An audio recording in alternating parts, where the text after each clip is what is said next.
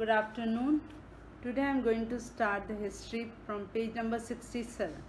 The limits of civil disobedience. Now, how some of the limits came in the civil disobedience. Not all the social groups were moved by the abstract concept of Swaraj. All the groups were not believing in the Swaraj.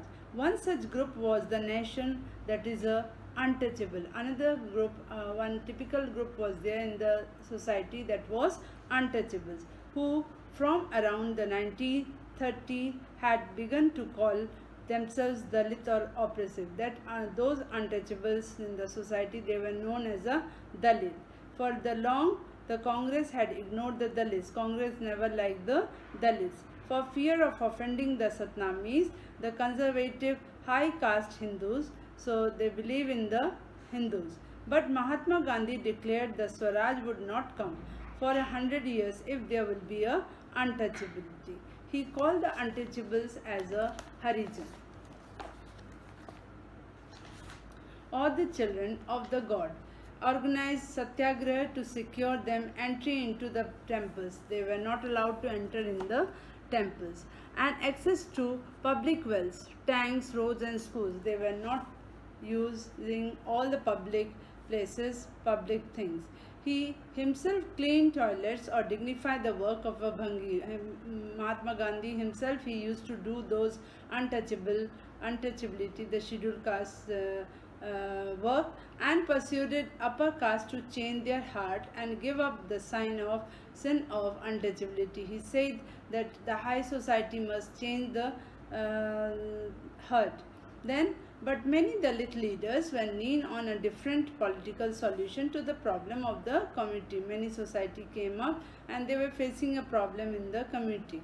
They began organizing themselves, demanding reserved seats in educational institutions. Some of the people in the society, they demanded for the reserved seat and a separate electorate that would choose Dalit members for legislative council. Political empowerment, they believed, would resolve the problems of their social disabilities. Dalit participation in the civil disobedience movement was therefore limited. Now, Dalit participation were very few in the civil disobedience, particularly in the Maharashtra and Nagpur region, where their organization was quite strong. So in Maharashtra only, and Nagpur region, where the organization was quite strong. Dr. B.R. Ambedkar, who organized the Dalits, B.R. Ambedkar, as you know, he organized the Dalits into the Depressed Classes Association, in which year 1930 clashed with Mahatma Gandhi at the second round table. He clashed with the Mahatma Gandhi in the second round table conference by demanding separate electorates for Dalits. Dr. B.R. Ambedkar, he demanded Dalits must be given a separate place. When the British government concerned Ambedkar's demand, Gandhiji began to fast unto death. When British government, they agreed with the Ambedkar's demand, Gandhiji went for a fast. He believed that the separate electorates for Dalits would slow down the process of the integration in society. Mahatma Gandhi believed if there will be a Dalits in that way, it will slow down the integration, the unity in the society. Ambedkar ultimately accepted Gandhiji's position. Now, Ambedkar had to follow Gandhiji's position, and the result was that a Pune Pact started of September 1932. It gave the depressed classes, later to be known as the scheduled caste. This Dalit classes were known as later on the scheduled caste. Reserved seats in provincial and central legislative council. These Dalits scheduled caste people, they were given as a reserved seat both in provincial as well as central legislative council. But they were to be voted in the general electorate. The Dalit movement, however, continued to be apprehensive of the Congress-led national movement. Some of the Muslim political organizations in India were also lukewarm in their response to the civil disobedience movement. After the decline of the non-cooperation Khilafat movement, large section of Muslims felt alienated from the Congress. Now, some of the people who were in the non-cooperation and Khilafat movement, it began declining, and the Muslims took part in the Congress. From the mid-1920s, the Congress came to be more visible associated with openly Hindu religious nationalist groups like Hindu Mahasabha. Later on in the Congress, the Hindu religion was more powerful.